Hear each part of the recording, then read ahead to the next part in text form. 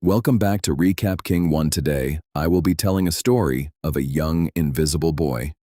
What if the one thing making you invisible to everyone at school actually made you invisible for real, and the price was a war with your own bloodline? Meet Michel Silenzi, a shy, awkward 13-year-old from Trieste who feels like nobody at school ever really sees him. He lives with his mom, Giovanna, a tough local police inspector, while getting shoved around daily by the school's ruling pack of bullies. But there's one person who makes his heart race. His classmate Stella. We watch Michel carefully counting out 50 euros he's saved up, walking into a costume shop with real excitement, ready to grab a proper superhero costume for the school's fancy dress party. His one shot at finally getting close to her. But the bullies corner him outside, snatch the cash right out of his hands and walk off laughing. It's humiliating, it's crushing, and it sets the entire story in motion because Michel now has to figure out what he's going to wear with nothing left in his pocket. With his money gone, Michel wanders back into the shop and settles for whatever's left on the rack. A bargain bin costume the shopkeeper claims once belonged to some obscure Chinese superhero with mystical powers nobody's ever heard of. He tries it on with zero confidence, staring at himself in the mirror before the party. Inside the party, things go from bad to worse. The bullies pull out a phone and humiliate him publicly in front of Stella, exposing that he'd secretly been filming her earlier. Mortified, Michel pushes through the crowd of laughing classmates and bolts out into the night, ripping at his costume as he runs. Alone in the dark, gasping and humiliated, he mutters a desperate wish that the costume would just make him disappear completely. He has no idea that wish is about to come true in the most literal way possible. The next morning, Michel stumbles to the bathroom mirror to get ready for school, and freezes. He's gone. Not metaphorically, actually invisible, completely erased from sight. He waves his hands in front of his face, panics, then starts laughing in disbelief. What follows is every kid's fantasy come true. He sneaks through the hallways unseen, pulls pranks on the bullies who tormented him, and even creeps into places he definitely shouldn't be, testing exactly how far he can push this secret advantage. It's thrilling and a little reckless. The kind of power trip that feels amazing right up until you realize every action has consequences. While Michel is busy enjoying himself, a much darker pattern is quietly forming around him at school, one that has nothing to do with pranks and everything to do with a danger closing in on his entire world. The tone shifts hard here. One by one, kids from Michel's school start vanishing, not skipping class, actually disappearing without a trace, leaving empty desks and worried teachers behind. Michel starts connecting the dots in his notebook, realizing the pattern isn't random, that something is specifically targeting kids his age right under the adults' noses, including his own mother Giovanna's. Then, the unthinkable happens. Michel goes looking for Stella at her usual spot after school, and she's simply not there. Gone, just like the others.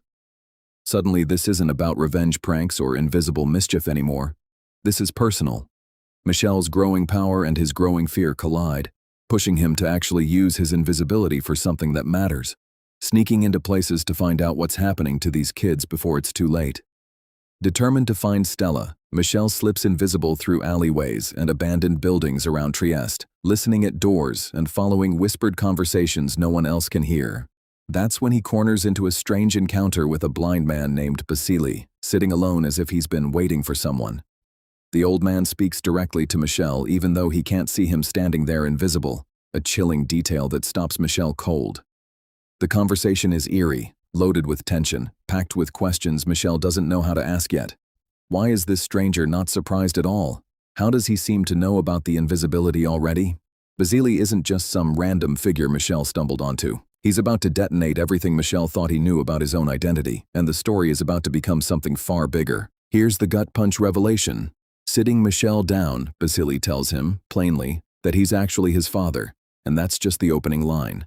He explains that both of them belong to a secretive group called the Specials, a hidden network of people born with extraordinary powers, operating far outside anything Michel's ordinary life prepared him for. Basile walks Michel through the horrifying truth. The missing kids weren't random victims.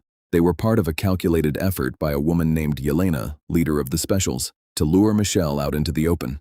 Michel sits there stunned, piecing together how every part of his ordinary life has actually been circling this secret the whole time.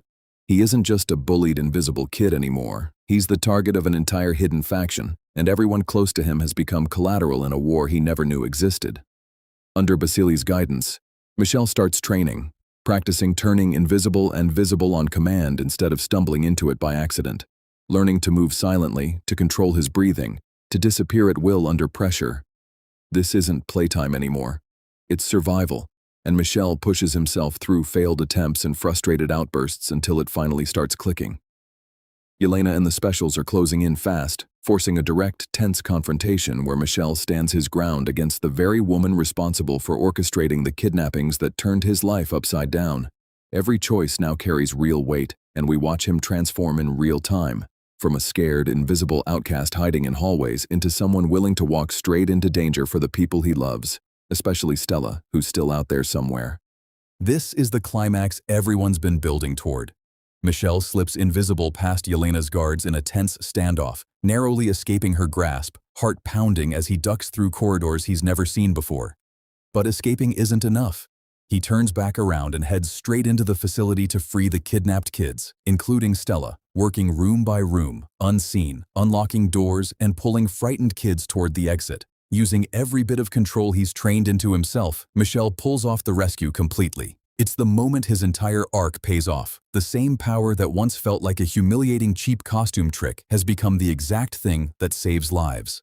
Basile arrives at the critical moment too, laying his hands on everyone involved and quietly wiping their memories, erasing the trauma and the secret alike in one bittersweet motion. And just when you think the story's wrapped up neatly, it drops one final gut-punch twist. Yelena, the very person orchestrating all of this chaos, is revealed to be Michel's actual birth mother. All along, the danger chasing him had blood ties running straight through the center of it. In the closing scene, we watch Yelena sitting alone as an aide informs her that, even though they failed to recruit Michel into the specials, they've located someone else, his long-lost twin sister, living in Morocco. The camera lingers on her face as she absorbs the news, and it's a chilling, open-ended note that makes clear this isn't really over. Michel may have saved Stella and reclaimed his ordinary life, but the shadow of the specials and his own tangled origins is far from finished with him.